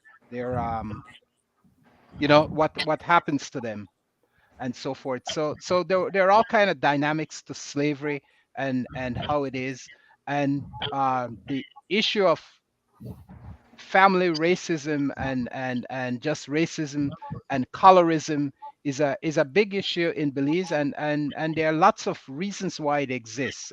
Some of it is just true to the system of preference that some were given because they had lighter complexion, and nobody really wants to suffer for any reason. So if some people see some advantages, that it's the nature of human to take that. Can I ask the lady a question? Would you celebrate Emancipation Day, or would you just recognize it? I think it is something to be celebrated because slavery has existed since the beginning of time. But it was that transatlantic slave movement. I'm not hearing you too good, but go ahead. Oh, can everyone hear me? Yeah, I can hear you. Okay, so it was the transatlantic slave movement where it was exploited to a disgusting low. And emancipation essentially arose people's consciousness to the mistreatment of fellow man. And so, I mean, there's still slavery today, which exists in Asian countries, in Africa to an extent. Various places. We're aware of how, or more conscious of how we treat fellow men. Going back to what Gregory just said with slavery, the conditions, one of the conditions to own land was you had to own 4 slaves in the Belize settlement. And people don't realize that owning land was a person's livelihood. It was their work. It was how they harvested logwood or mahogany. And there was no social services to support anyone. If people fell in poverty or hard times, they were at risk to being re-enslaved or enslaved or at the mercy of others. And essentially, slaves, yes, some were purchased from Africa, but there's many instances where people had to give up their rights because of poverty. So you'll also see prior enslaved, like the Flowers family, who were enslaved, but then they later on owned slaves because they wanted to own their own work or for their and not only independence. And also the right to vote and participate in the governing of the colony or the country at the time. Or the settlement. Settlement. I That's give what I you wanted to say. an opinion regarding Emancipation Day. I do not believe it's something to be celebrated. I think we recognize it. I believe, from my reading of history, it was a strategy by the British to veil the inhumane treatment by simply saying we're freeing you. But when they did it by the parliamentary decree, these same people had nowhere to go. They never had a horse, a cow, a wheelbarrow, no land. So what they had to do, they had to go right back to their master and work for them. So all it made it look like as if though, we have freed them. But they were never free. And then the freedom supposed to have started with independence, and look how many years after. So coming back, I would not celebrate, quite frankly, Emancipation Day, but I will recognize it. Because there was nothing in it that I believe was really freeing us. Greg, we're not going there again, are we? Yeah. I'm not going to take it up tonight. I'm hungry tonight. Nauseating. Yeah, I have my own opinion with that. Just going further back in history with how the whole transatlantic slave movement started, who vouched for it, who funded it. There were so many players involved before Britain got involved. Yes. And recently, only this year, in 2023, the Catholic Church finally apologized for their involvement in the transatlantic slave trade. The Pope did? Did the Pope do it? Yes, it was the Pope. Yeah, who the did I it. think it was Francis that Yeah. did that. I think they had to also apologize for the treatment of some young people in their flock. But Yeah. let's not go there. Yeah. One thing I do want to say though is what people don't look at today is the effects that slavery has had on generations and people today. There was never any mental health services, for dealing with the trauma of slavery or the trauma that our parents and grandparents went through. That's right. Israel, So do you believe in affirmative action? I do. Okay, I do. you think it should be in place? You think As far as what?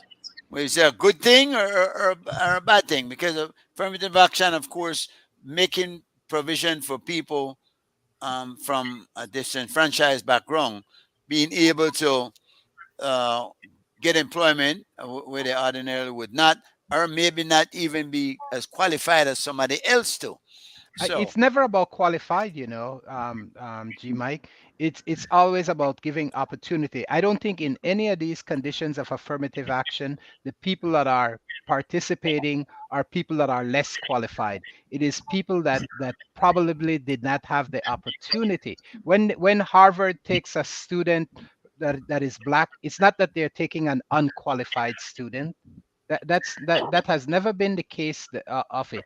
It just means they have allotted some spaces within that program, that school, to take a certain a quantity of black people or Hispanic people. yes, But it's yes, not that yes. those individuals are not Well, qualified to be certainly to be a certainly because they- if you just say it's going to be white people or whatever major race or you're selecting from, there's enough of them to fill all of Harvard 20 times right, or right, 100 times. So though, while there is a fact that trying to fill a quota as such, there will be times when if they have one space and one is black and one is white, the white one might have a little more qualifications, but the black one, because they need to fill that quota, would then be given a job. Isn't that? Don't you think that happens? No, Mr. Chairman, that isn't so. It does. Yeah. It's not so. No. The affirmative action was to provide opportunities for minorities to access contracts. But Just about a few weeks ago, we had representatives from the affirmative action and from the Import-Export Bank of the U.S. in Belize. I thought I met with them. And we had many meetings for affirmative action. And what they want to do is to bring investors to Belize through the same affirmative action group. And then the Export-Import Bank came also to give support. So affirmative action, I believe, was a good thing. And yes, we hope that it become redundant. We hope the day will come when they don't need it. That's what they want to happen. Yeah. But they needed it because these people never have access. Although they have all the talents, the skills, they have everything, but they just couldn't get in because of the prejudices against them. Yeah, and then there's the same affirmative action that stays constant, that privilege people that are alumni or benefactor to these institutions That's and right. these programs and stuff that That's right. puts that then may really indeed be putting people that are not qualified in place. That's right. In places. But when it's competing against a minority person, it's not that they're grabbing someone that's not qualified. No. You have to qualify. Yeah. In fact, the affirmative action, I know the one because this one that came was from St. Louis. And they have to vet you. None of you come just because you are black or you are minority.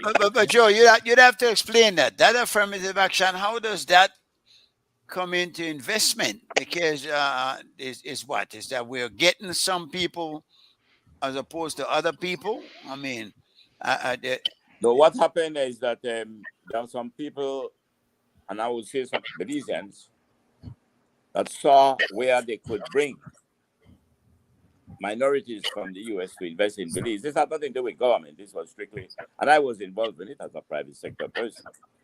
And they came to Belize to look at what we have to offer. But they also brought along a representative of the Import-Export Bank. And they were trying to see how we can partner investors from the same affirmative action along with investors in Belize. And the Yeah. Export-Import Bank, once satisfied, would finance it. But it had nothing to do with the, and this affirmative action, don't think it's simple just for blacks, it's minorities who have been disadvantaged and denied opportunities. And the purpose of it is also to achieve a more balanced society moving forward. That's right. So Which certainly there are good things about it. I don't see anything bad about it. It's a long discussion. We don't have enough time. We only got a few minutes left, so let us stick to the topic at hand. We want to talk about Optimus a bit more. How can we, the ordinary people of Belize, help with the Optimus program? The diasporans, of course, seem to be doing what they can.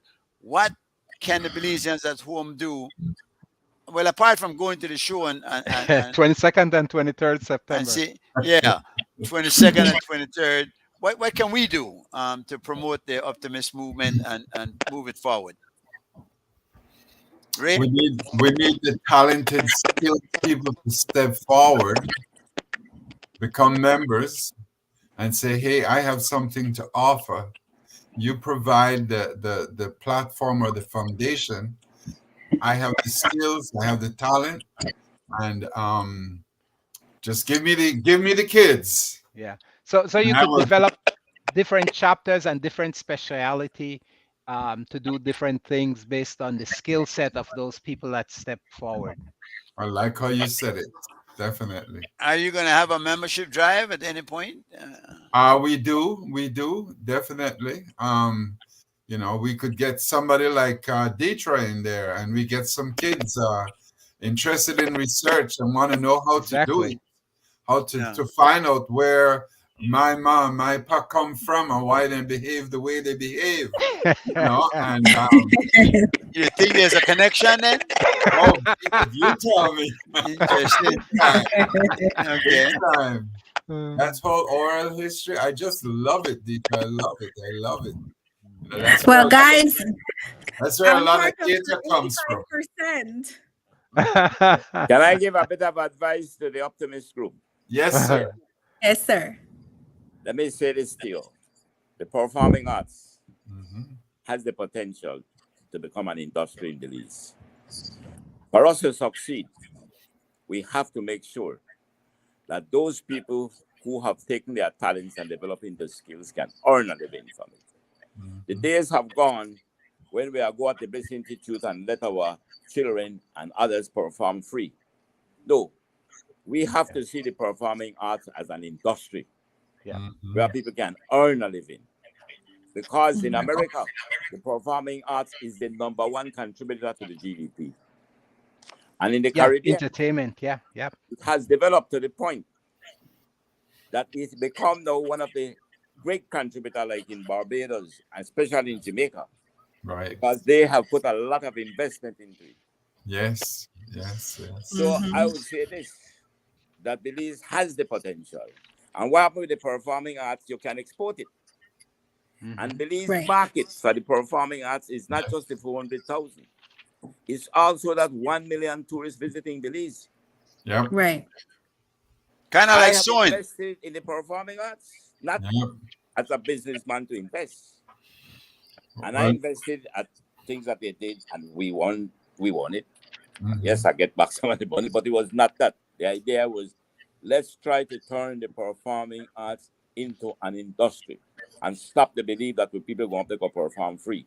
And I agree with you, because I look at the prices to go to the Bliss now. Right. In my days, when we had a special, just like how you had Martini for 10 cents and 2 for 10 with a Brookban tea label, at the Bliss, we used to perform special. You get 2 tickets for $5. Yeah. Now, I remember $20 to $40. That $35, $50, $75 got a Bliss.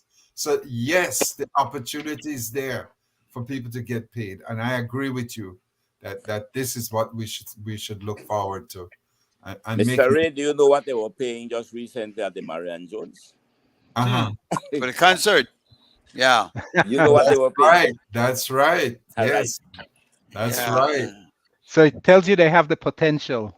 Yes. Yes. So I would say go to the Bliss Institute Mm-hmm. and let us subsidize those who cannot afford to go, but those who can afford, let them pay at least $50.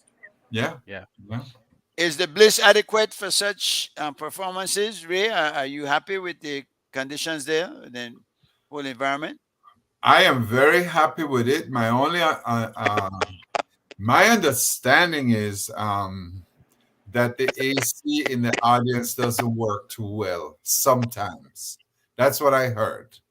That's But, have always been the case. People always had their little fan. Well, Hey, in a case with one man and 3 women, it'll be even hotter, I imagine. They're gonna need more, you see. thanks to that ad. I love that ad. So listen, guys, we're running out of time. Anything that we haven't covered that you guys want to get across while we're on the forum here, while we're reaching out to people? I want to say thanks again to all listeners. What we're going to be doing, allow me a moment to say this, is next week, if a person out there who is viewing wants to get on board, wants to become involved in making a comment or saying something, questioning one of the topics that we're working on, you can get in touch with CY. CY, he will send you a link. You'll be able to log on and become a part of the whole conversation. So we think that's going to work well. And any Deidre, let's go. What anything that we did not cover that you wanted to make mention of? I think it's so important for us to be united as people within Belize, and also Belizeans being united with the diaspora. I've seen comments made where people in Belize have said that people in the diaspora are not real Belizeans because they don't live there. But I just recently looked at a report that was shared with me by one of a member, and there was some almost a $500 million Belize money that was sent to Belize in 2022 alone. That's not including programs like the Optimus 501, the barrels of commodity and clothing and school supplies that the diaspora sends to Belizeans.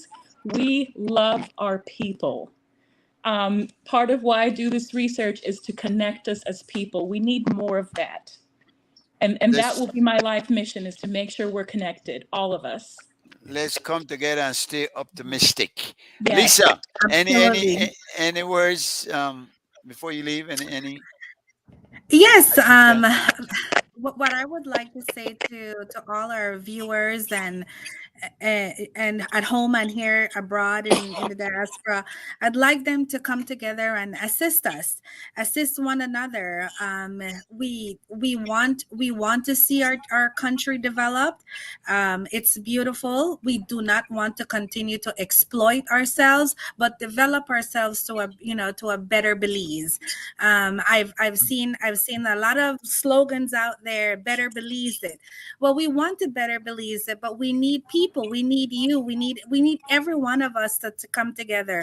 We need people to come with the Optimist Club. We have a lot of ideas, but we don't have volunteers.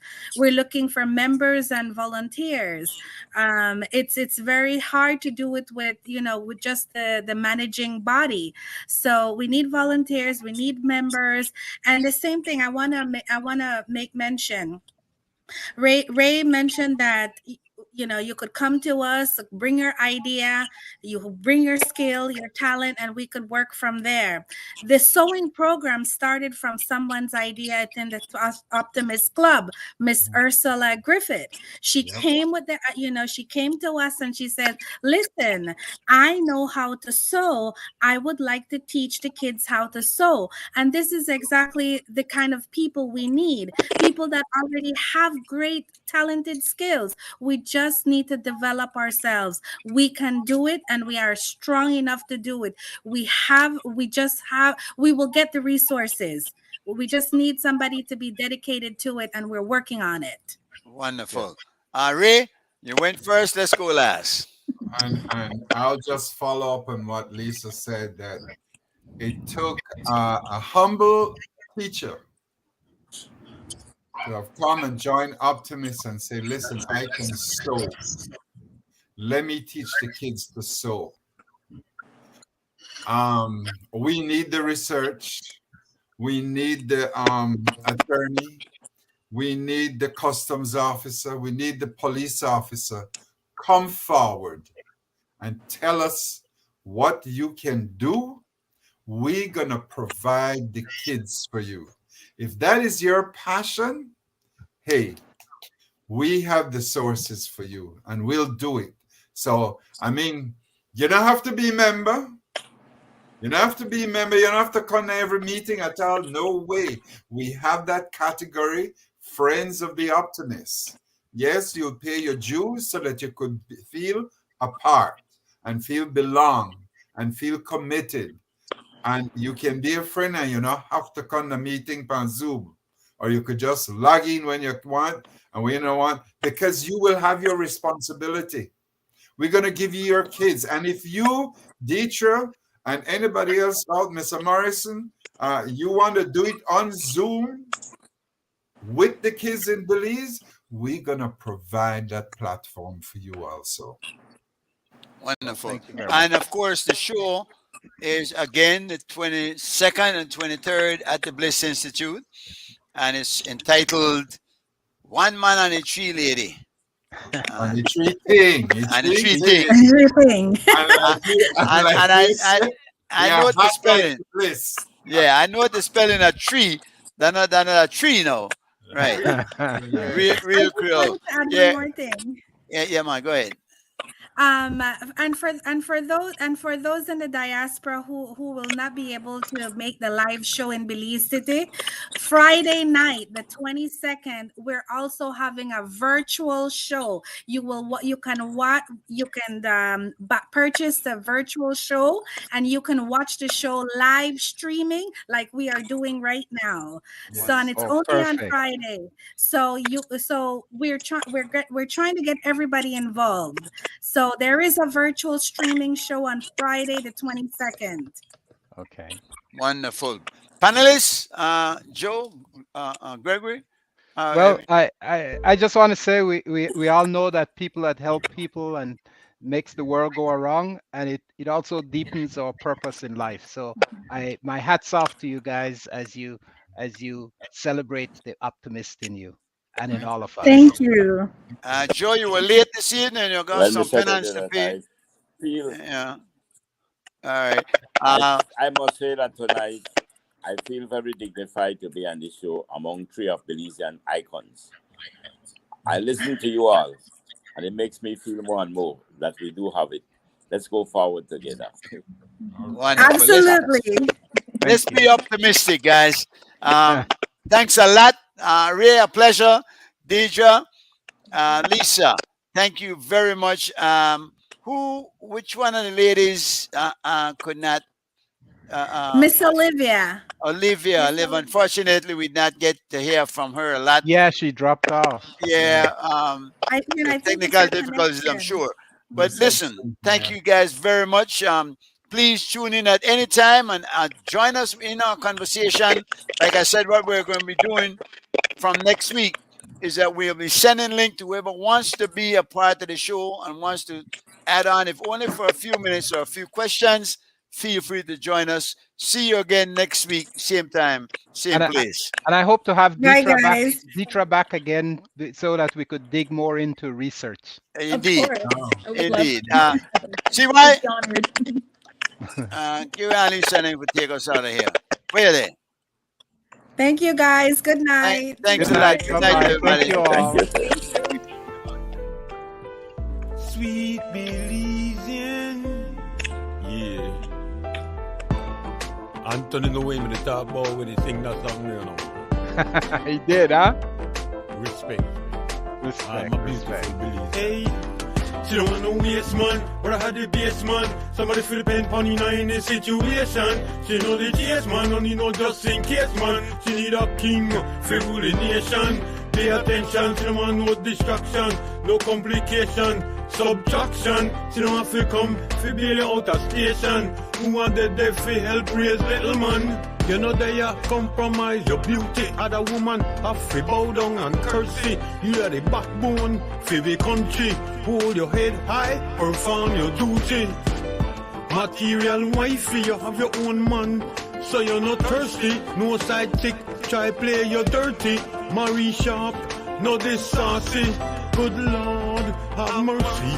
Out of the ballpark into the galaxy. In the streets, she's a lady behind closed doors. Freaky, freaky. She don't want no waste man, but I had the base man. Somebody feel the pain pony now in this situation.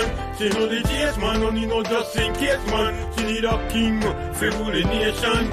Pay attention, she don't want no distraction, no complication, subtraction. She don't have to come for bail you out of station. Who wanted there for help raise little man? Remember the very first time we kissed under the moonlight on top of Barang Bliss. With you in my life, we just can't miss.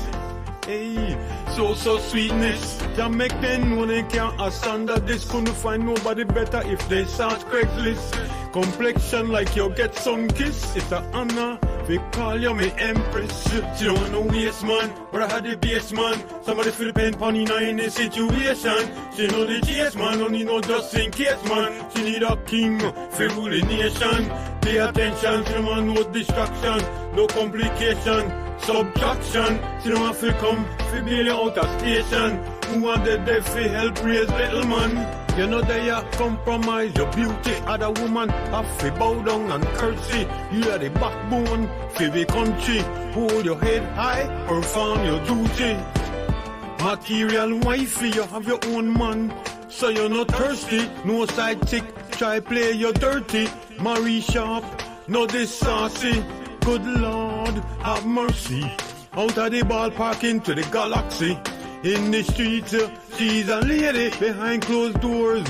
Freaky, freaky. She don't want no waste man, but I had the base man. Somebody feel the pain pony now in this situation. She know the chase man, only know just in case man. She need a king for rule the nation.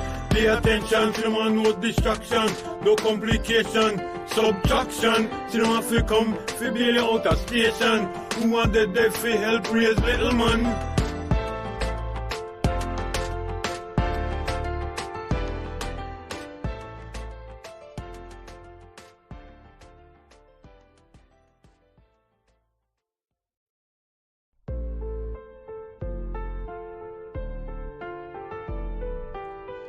Sweet Belizean.